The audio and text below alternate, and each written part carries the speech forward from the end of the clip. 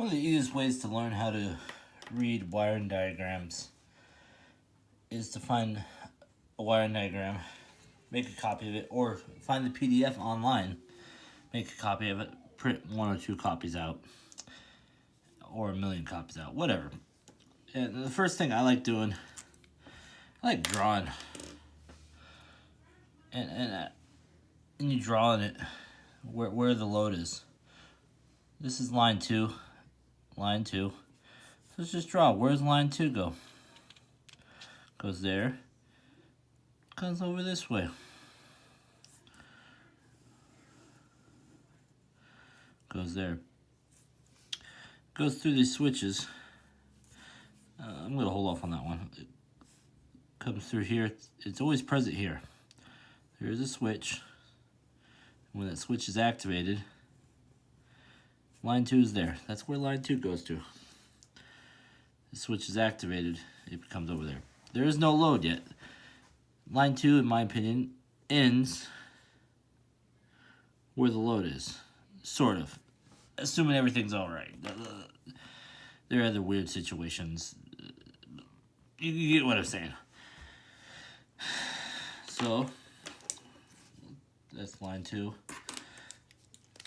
Just another analyst. Let's start with line 1. Let's bring line 1 here. Line 1 comes down into the timer, across these timer contacts, down through here, over through the thermal cutoff, through the thermostat, and to the safety thermostat, through the heater. And also comes through here to the motor. There's another fuse to the motor. That's a basic one. Now, where else does line... Oh, line 1, actually another motor, has a timer motor here. So this machine, it's a fairly simple machine. It also comes through this timer contact over to the thermostat heater.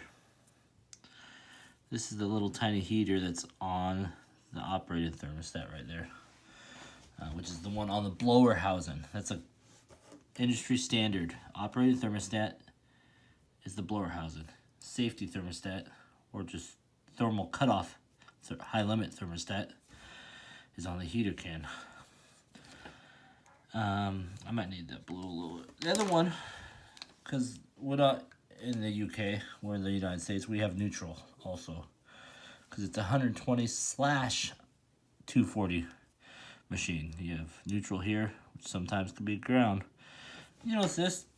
On this specific machine, you see this? A W in ground. That's that little jumper wire that you often see on the ground screw for 3-prong systems. On the 4-prong systems, you take that jumper wire, put it back on the neutral lug. Anyways, neutral comes through here, through the door switch, down here, and push the start, goes through the motor, or through the motor this way. See this switch here? So when you push the start, it's only temporarily. That completes the circuit until the motor gets going. And then this switch goes, whoop, the centrifugal switch. You see this? Centrifugal switch. This goes boop, and that completes the circuit, which opens start line ends. Now, also, this is technically neutral. Let's come on back. There's no load for that part of the timer. And this is also blue. I won't go too in depth there. What I will actually want to talk about is the timer motor itself. Because on automatic dry cycle, on time dry cycle, this is the timer. Timer is 240 volts. So on a time dry. It's time dry. 240 volts at that timer motor. On automatic cycle, this timer contact flips back down, and this completes the circuit. Now, technically, you look at this. This is also line 1. Line 1. Line 1. Now,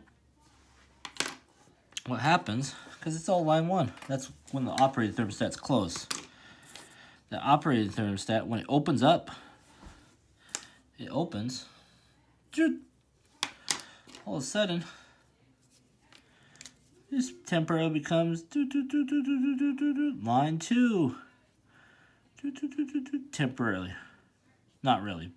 But if you were to put your meter, and this is open, meter leads, one here, you'd read 240 volts. Because this operating thermostat's open. Now, also what that does is, there's no potential when this is closed and it's heating. There's no potential for this timer motor. There's no voltage.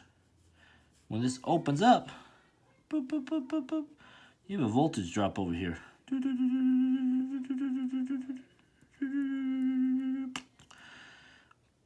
So now you have 240 volts. A little less. I could do the math, but that's not the point of this video. So when the operating thermostat opens is when the timer motor advances in the auto cycle.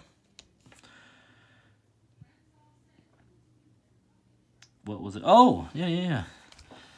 So, where is it? FTF. Yeah, the cool down cycle right here. TF. That's during the cool down cycle. This will actually flip over to complete the circuit. That's how it gets the timer motor to continue running, I think.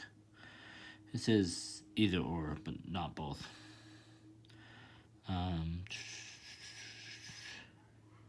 Try to do the math. Yeah, because during the cooldown cycle, it actually opens this up. Oh yeah, it could go either or. It doesn't matter. Because during the cooldown cycle, this opens up.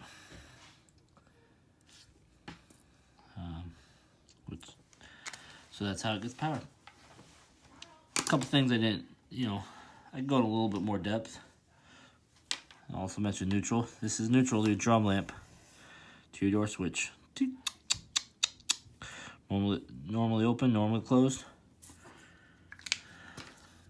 Drum lamp. Not all models have it. This is your line 2. So that's kind of how I analyze circuits.